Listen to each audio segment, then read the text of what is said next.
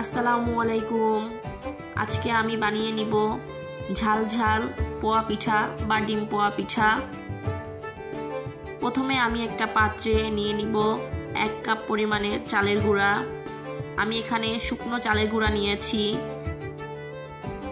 এর মধ্যে দিয়ে নিচ্ছি 1/2 চা চামচ হলুদের গুঁড়া, দিয়ে নিচ্ছি মরিচের গুঁড়া। মরিচের গুঁড়াটা আপনারা আপনাদের প্রয়োজন অনুযায়ী দিবেন। দিয়ে দিচ্ছি পরিমাণ মতন লবণ, দিয়ে দিচ্ছি জিরার গুঁড়া।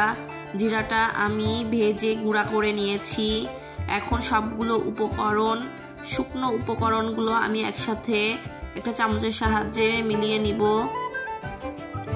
এর মধ্যে দিয়ে দিব 1 চা চামচ পেঁয়াজ বাটা, 1/2 চা চামচ রসুন বাটা এবং 1/2 চা চামচ আদা বাটা। এবার আমি অল্প অল্প করে পানি দিয়ে হাতের সাহায্যে মিশিয়ে নিব।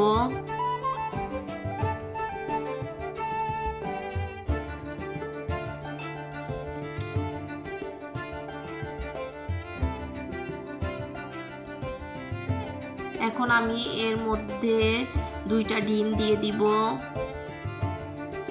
ডিমটাকে আমি এই মিশ্রণের সাথে একটু মিশিয়ে নিব হাতের সাহায্যে। আপনারা চাইলে এই কাজটা চামচ দিয়েও করতে পারেন। এখন আমি এর মধ্যে দিয়ে দিব ধনিয়া পাতা কুচি,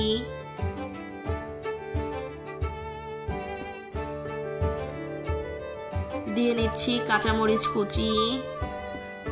কাঁচামরিচ এবং ধনিয়া পাতাটাকে মিহি করে কেটে নিতে হবে। এখন আমি এটাকে এই ব্যাটারের সাথে ভালো করে মিশিয়ে নিব।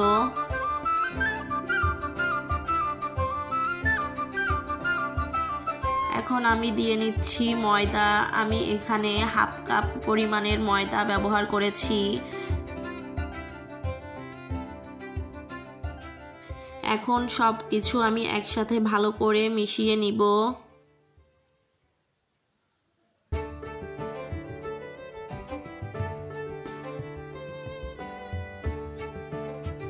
আমি এই মিশ্রণটাকে 15 মিনিট রেস্টে রেখে দিব।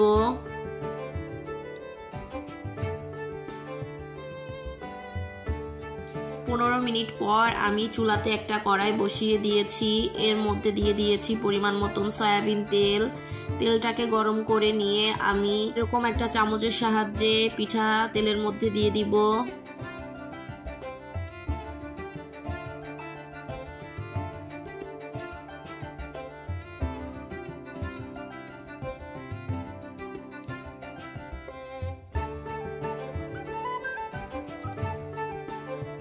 চামচের সাহায্যে উপর থেকে একটু তেল দিয়ে দিব।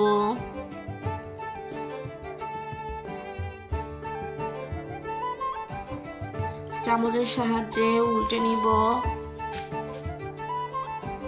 আমি দুনো পাশ খুব ভালো করে ভেজে নিব।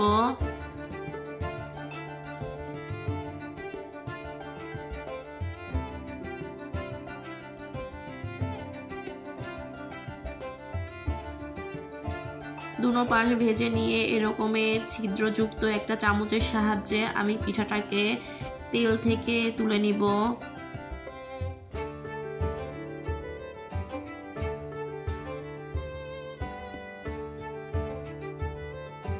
আরো একটা পিঠা আমি দিয়ে দিচ্ছি।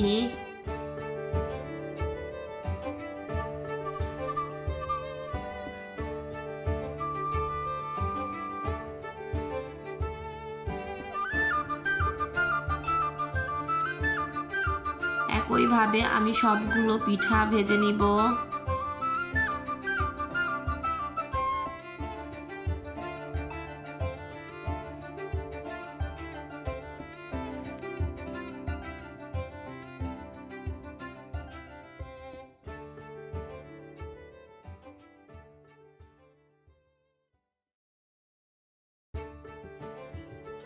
খুবই সহজে অল্প উপকরণে এই পিঠাটা বানিয়ে নেওয়া যায়। আমি সবগুলো পিঠা ভেজে নিয়েছি। শীত মানেই অনেক ধরনের পিঠা। আমার মতন যারা পিঠা লাভার আছেন খুব সহজেই এই পিঠাটা বানিয়ে বাসায় খেয়ে নিতে পারেন। ভালো থাকবেন আপনারা সবাই। আল্লাহ হাফেজ।